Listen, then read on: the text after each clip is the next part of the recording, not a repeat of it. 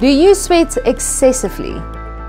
Ever smelled that bad, soury odor just to realize that it's you? Have a white shirt with badly stained yellow marks underneath the armpits? Then watch this video where I'm going to share with you my 5 best antiperspirants for women. Let's get into the video.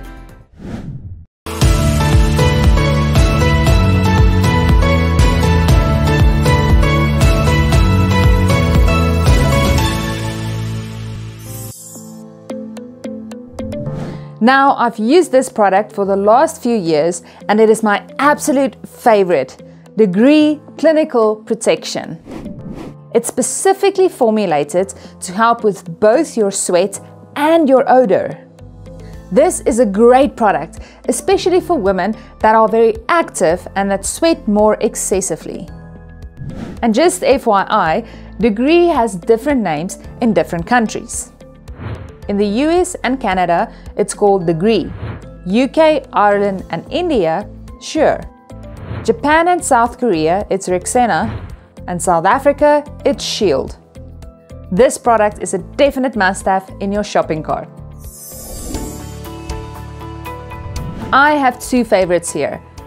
Dove Clinical Protection and Dove 0% Aluminium. Both these products are great, but the Dove 0% Aluminium is especially good for sensitive skin. If you want to go the more natural route, then I would suggest Native's Coconut and Vanilla Roll-On.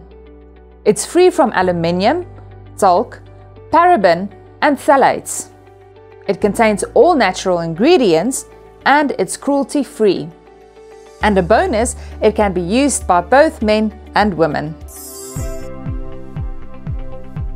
If you're not big on the antiperspirant sticks that I mentioned before, then you would love Nivea's Invisible Roll-On.